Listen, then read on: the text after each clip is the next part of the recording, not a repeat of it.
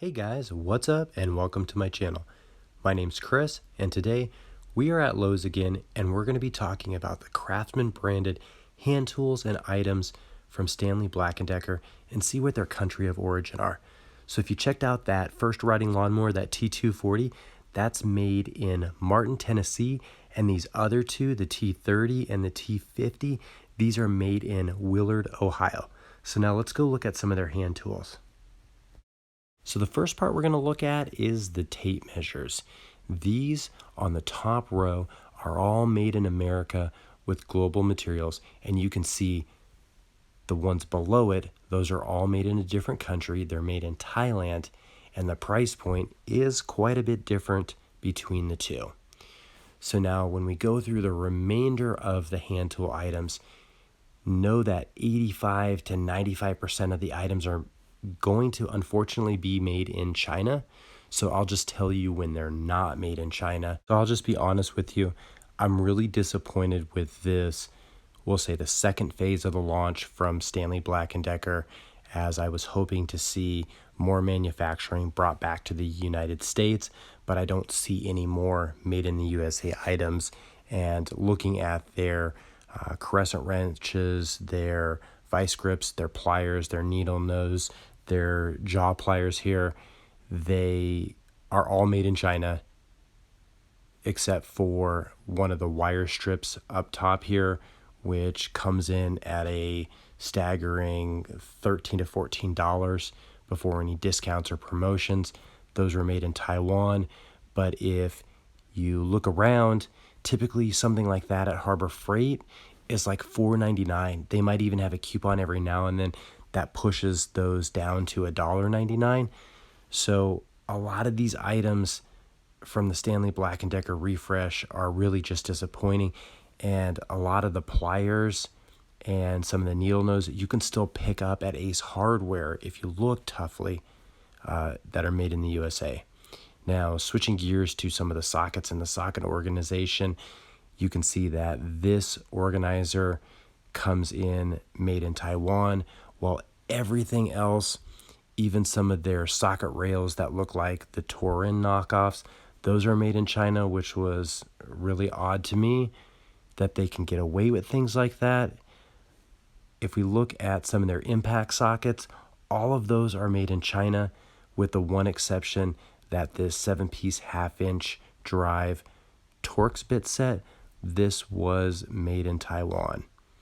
But all of their chrome sockets that contain hex and Torx bits, these were all, again, made in China. And it's really disappointing because I could remember that there was a huge premium for the made in USA Torx bits. I want to say before any discounts, they were running like $45 to $49.99. So you'd always have to look pretty close when those are on sale, picks them up. Looks like the Allen wrenches were made in Taiwan, as well as some of the T-handle. If you look at all the sockets here, everything is made in China with the exception that the gunmetal sockets, and this was the initial launch of the Craftsman sockets into Lowe's, those are all made in Taiwan. And those do have a really good finish on them, and the sockets fit well on the ratchets, but the ratchets are the 120-tooth sealed head design, so they're not serviceable. Now the same kind of holds true for a lot of their wrenches and their ratcheting wrenches. Literally everything on here is made in China, with again the exception of the gunmetal. Those are made in Taiwan, and this one set down here. So these ratcheting wrenches with the locking swivel, those were made in Taiwan, but if you look at that price point at $80 before discounts, those are quite expensive. They did have the crow's feet, those were made in China, and here is the gunmetal one that I'm talking about. These are some nice looking wrenches, but these are made in Taiwan. And here's something that kind of looks like an Apex knockoff that was made in China. So looking at all of the extensions, absolutely none of these were made in Taiwan. These are all made in China. as well as the universal joints, and even this 1/2 inch to 3/8 inch reducer. Man, I could blow through those things in a weekend. 2 or 3 of those when I was a teenager, when I used them improperly, but always use the right tool for the job and you won't have that problem. But those are definitely useful in a pinch. Now, looking at some of the other accessories like the oil wrench straps, these again made in China, and I would have thought that this nut splitter would have been made in Taiwan, but it wasn't.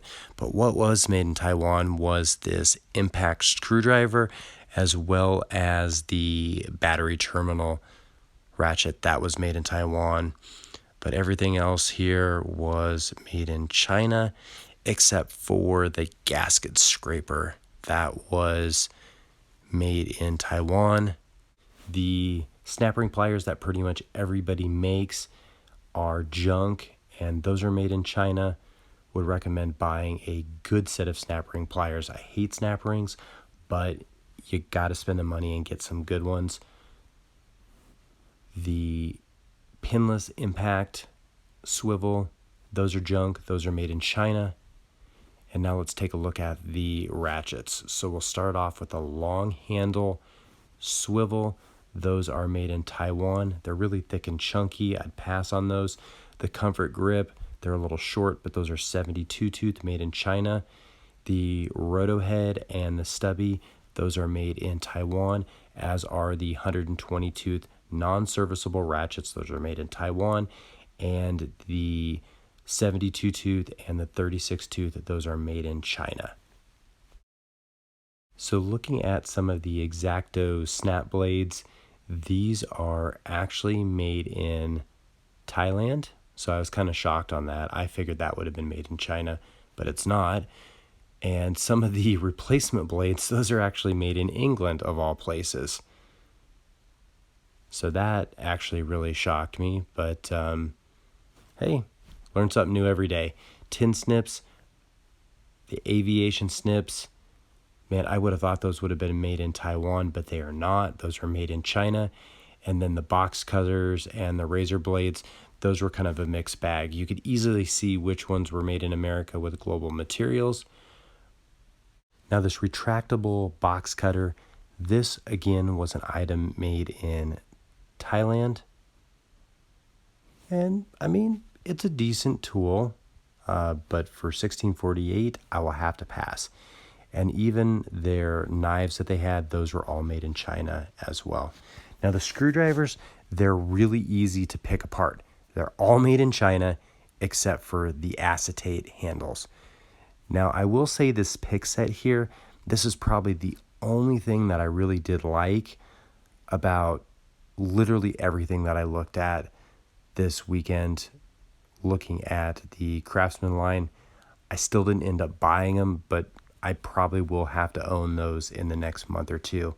So as far as the rest of the items here that we're looking at, anything with an acetate handle in these blister packages, these are all made in Taiwan. But honestly, if you're 5 or 10 years into a career where you're using hand tools as a daily job, you are not going to be needing to run to Lowe's to pick up some screwdrivers, or really any screwdrivers for that matter of fact. These angled screwdrivers, those are made in Taiwan. And this micro driver bit set at $11, that's outrageous, but that was made in Taiwan as well. My final thought for the Craftsman brand and the price point that it is today, I simply don't have any more room for this in my toolbox. What I have is all made in the USA, and it has sentimental value for the things that I've worked on with my hands and worked on projects with my father and my grandfather, that it still will remain in my toolbox today, but there just is no room for any of the Craftsman from Stanley Black & Decker. As always, guys, work smarter, not harder, and I'll catch you in the next video. Take care.